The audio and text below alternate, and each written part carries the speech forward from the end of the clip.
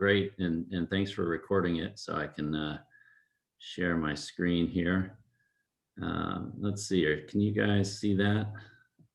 How to be financially Yes. independent there. And I'll do the present mode so it'll give it the full screen.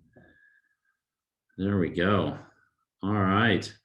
And one of the downsides of the sharing the screen is I don't think I can see people as much, but I'll still try to keep it interactive. But do we want to wait for anybody else? I see we had about 12 people on. Anything else that you'd like to wait or dive right in? I think you can just dive right into it. Excellent. All right. Well, thank you very much for joining me.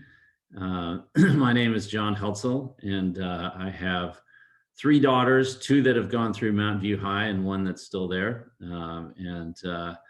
I've always been a part of investing has always been a part of my life. So I figured I'd share. A friend of mine said, "Hey, you should start doing this." So I think this is my 3rd or 4th year of doing this, and looking forward to sharing. So yeah, a little bit of background. And by the way, did you say you started recording? Yes. Okay, great. Okay. So I've been investing since I was 11 years old. I'll date myself a bit, but my first investment was a 1-year CD. And I think I was 11 years old, maybe 12.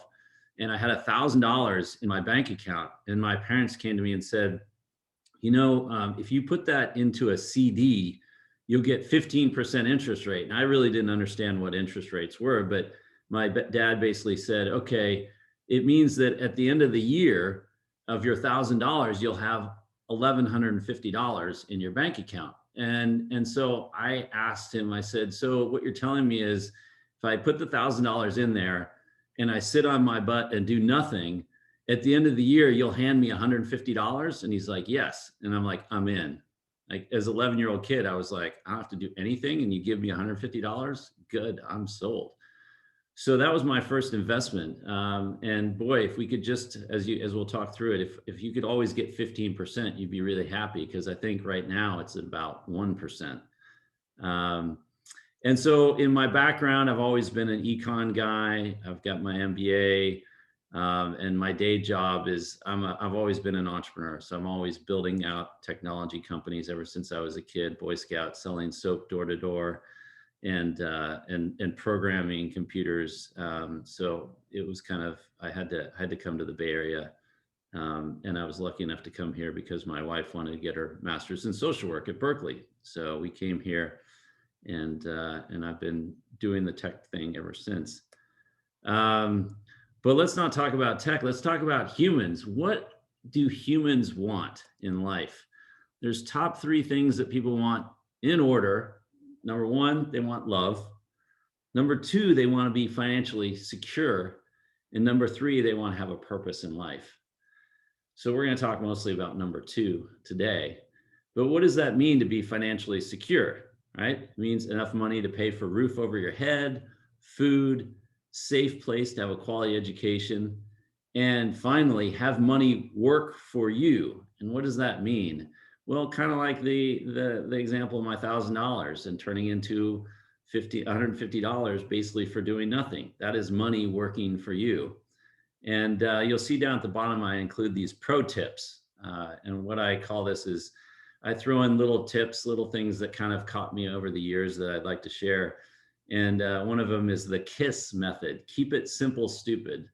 I like to keep things very simple. And so hopefully this presentation is simple enough for you guys to kind of apply some of it, right? Because I don't want you to just sit here and listen to it. I want you to actually apply. So my goal is to talk through this about 20 minutes or so, and then you guys ask questions, because I want to hear kind of what's in what you're thinking of.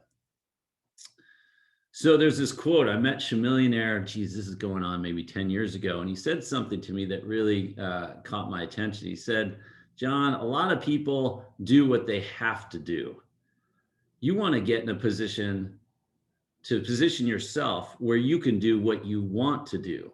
And it really hit me like, yeah, I want to do what I want to do, right? That's true freedom, as opposed to I have to go to this job and do this every day. So how do you do that? How do you achieve getting to do what you want to do? And so I have this mantra that says, and a friend of mine actually gave me this quote, but it's when you do as everyone else does, don't be surprised when you get what everyone else does. So if you just, march along with the herd and follow everybody else, don't be surprised if you get the same thing as they're all getting. And that's not really how you build wealth. So what is this? This is the state-of-the-art 2007 BlackBerry, dated in the year 2000. This is what everybody coveted, everybody wanted. And what also happened in 2007? Something different happened. The iPhone. Most people forget that the iPhone only came out in 2007. Like some people, like my daughter's like, oh, it must have been out before I was born. No, it came out in 2007. That's the iPhone 1. So you got to think different. And that's what Steve Jobs, kind of his mantra was. So how do you think different? How to be financially independent? Most people think, yeah, I'll just go get a job. I'll work a bunch of different jobs and then I'll, retire and then I'll be fine. But what if you can accelerate that?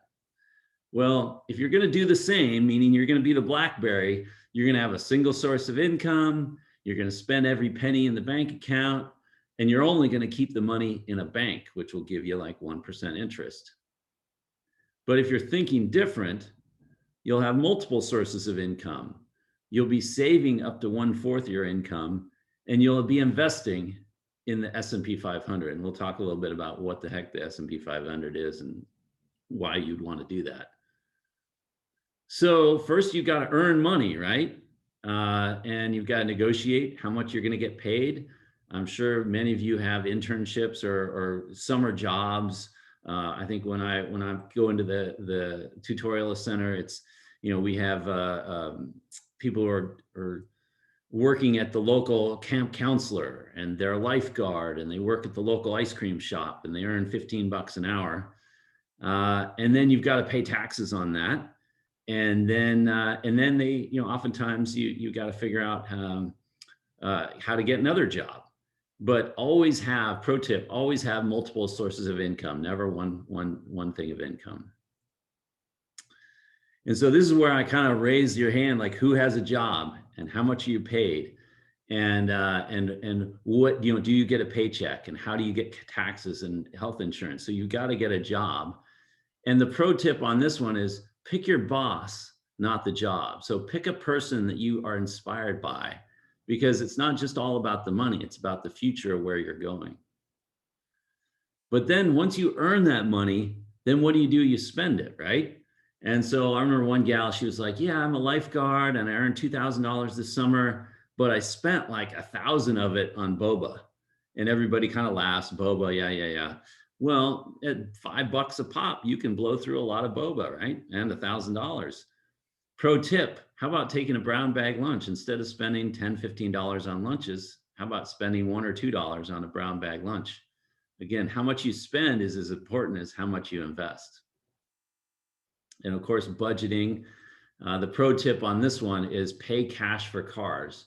There are many people out there who will be basically getting cars on leases and rent, paying a lease. But I think paying cash for cars is a smart thing to do. And then people always ask me about banks and credit cards.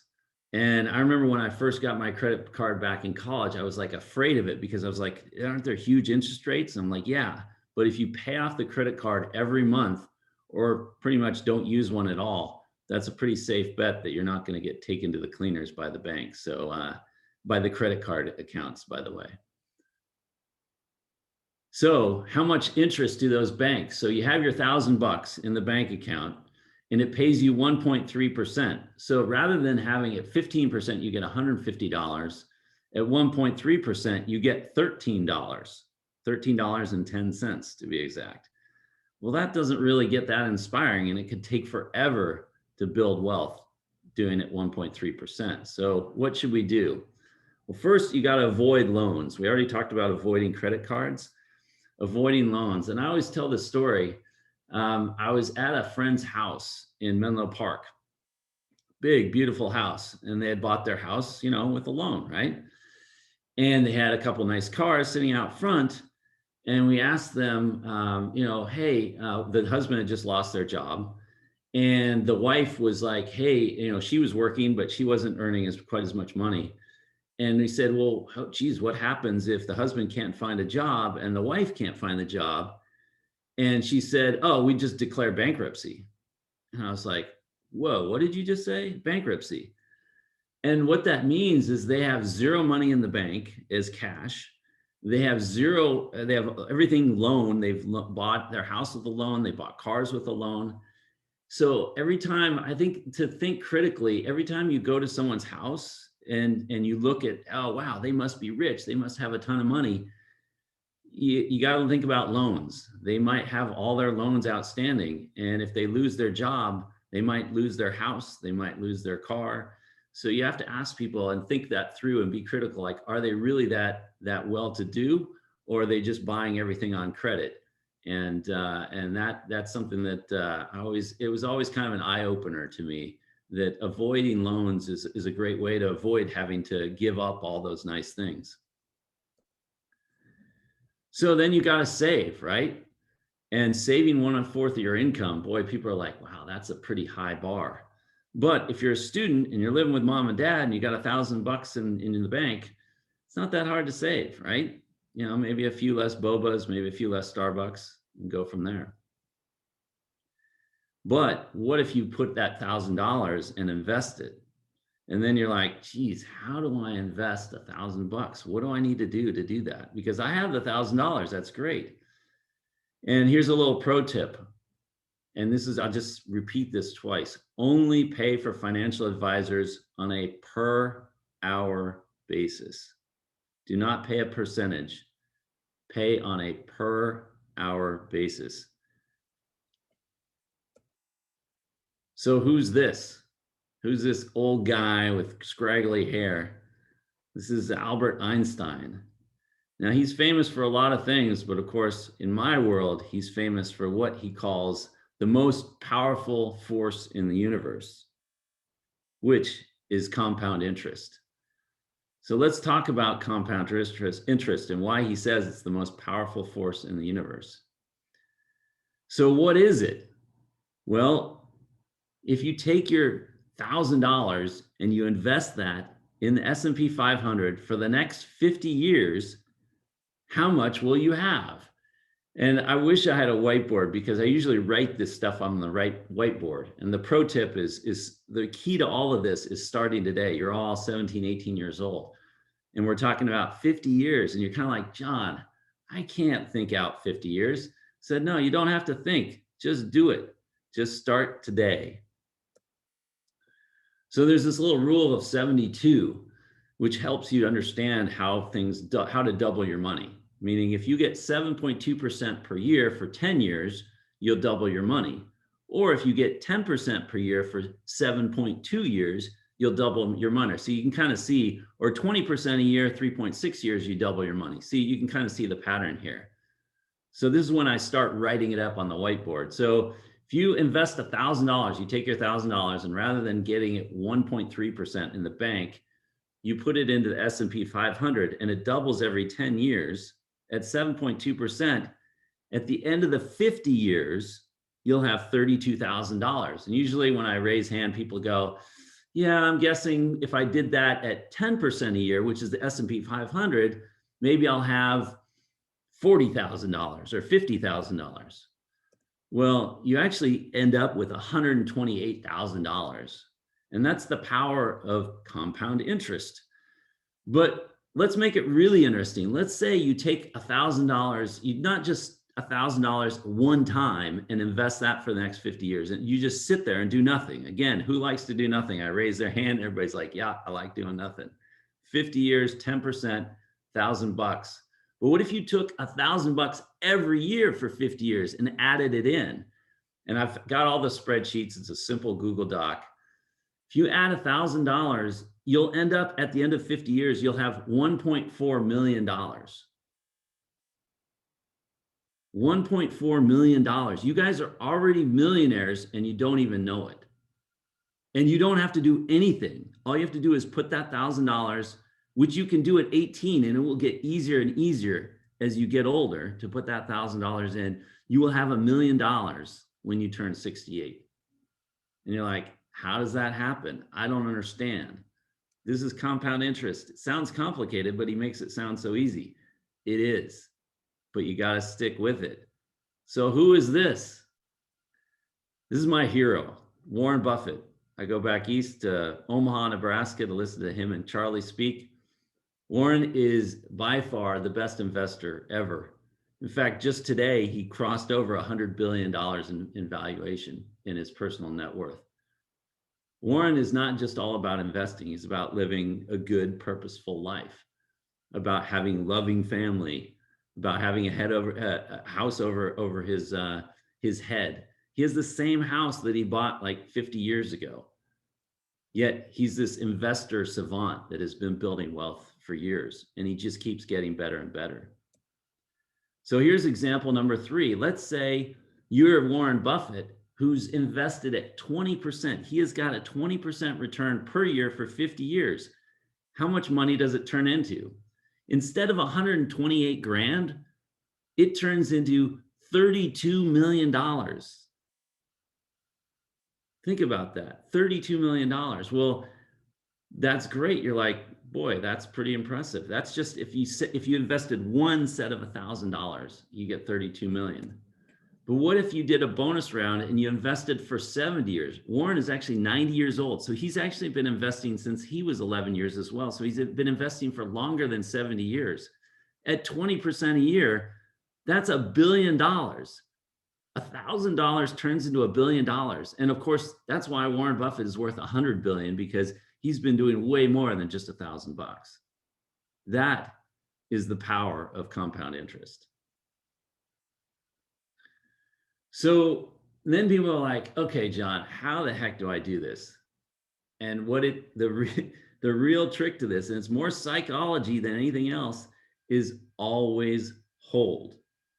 And I'll say that over and over, always hold. And when you see this, like stock plunges 508 points and everybody's like, sell, sell, sell. And I'm sure your parents have seen this, and mom and dad are freaking out and they're selling their shares and they're worried that they're going to lose all their money. I want you to laugh. Again, think different. I want you to laugh when you see this. How many of you seen this picture? This picture was like just last week, same dude, his hands over his eyes, like, oh my God, the world is falling. Always hold. I want you to laugh when you see this. And I want you to laugh hard, because over the last 90 years of S&P 500, it's returned 10% a year for 90 years. And it's most likely going to keep going for another 90 years because the United States is a machine. Again, always hold. And as you can see in this chart, there are years where there's 10 years of flat, but pretty much 10 to 20 years, 20 years to 30 years, it's always growing. But you got to be patient. You got to always hold. So there's this study that was done by Fidelity, which is hilarious. So again, this is along the always hold. The best investors are dead. And they're like, what do you mean by dead? And they said, well, Fidelity went back in and tried to find, hey, we have like millions of investors. I'm sure there's a Warren Buffett in here somewhere. And so they found all these accounts inside, and they were like, hey, guess what? I found someone who's done like 10% a year for the last 50 years. Isn't that awesome? And then they went to try to meet that person. And what they found is that person had died 20 years ago.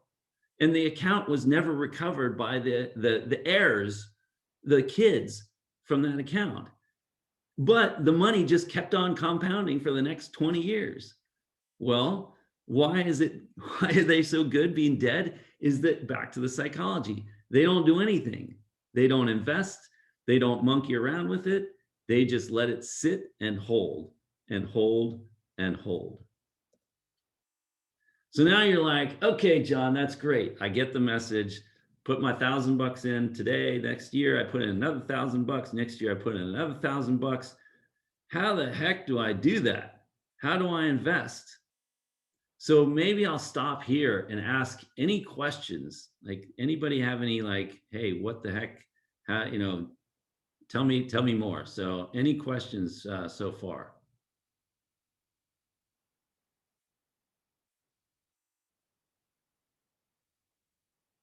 Just jump right in. See if I can see people here. No questions. All right, no problem. I'll keep going. So how do you invest? So as an 18-year-old, you're able to open up your own Roth IRA account. As a 17-year-old, you have to have your parents help you open that up. So either way, I'm going to walk you through about how you open it up and how you transfer money from your bank account, like Wells Fargo or Chase or somewhere, into, and in my case, I'm going to call it Charles Schwab. But Vanguard, Fidelity, they're always great. And again, back to my pro tip, always hold. So everybody's got your laptop, pull out your laptop and go to http://schwab.com. And you'll see an open up an account. You'll see this screen right here.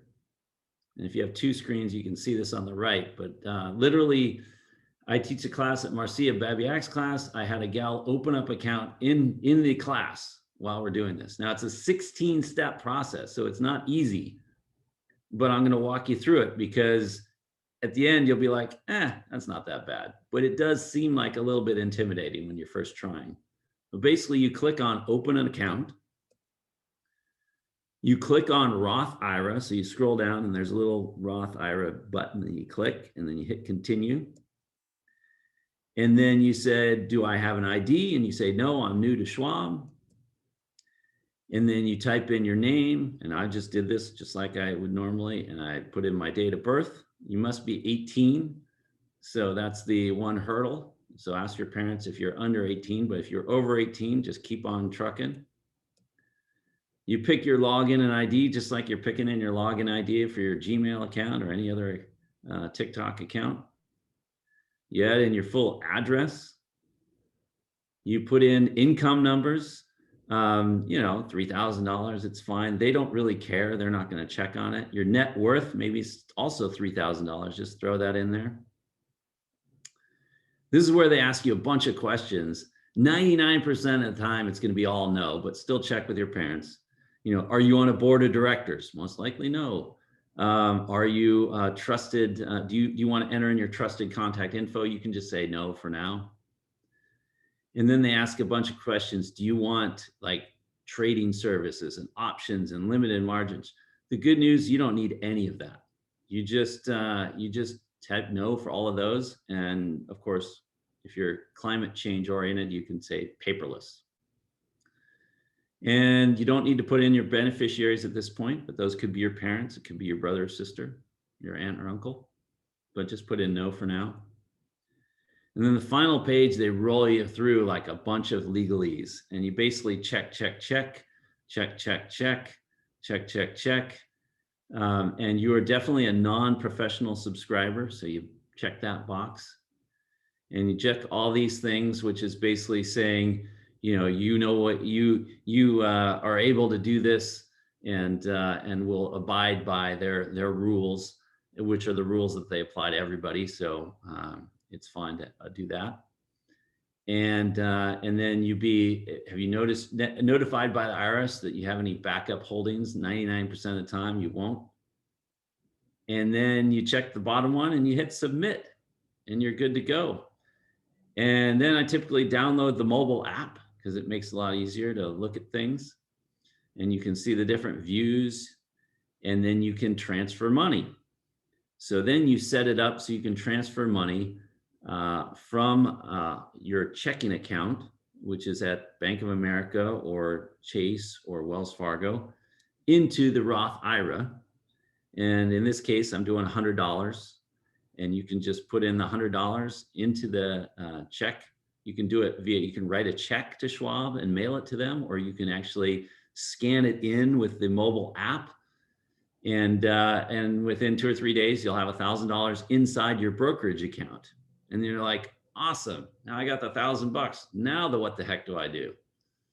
Well, you've got to buy these S&P 500, which they have all these funky, they call them stock symbols. Like you probably have seen, like Google is GOOG or Facebook is FB. Berkshire is BRKB. In the case of S&P 500, it's this, and with the Schwab, it's SWPPX.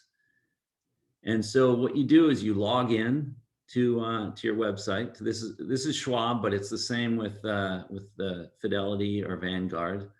I recommend all three. All three of them are great.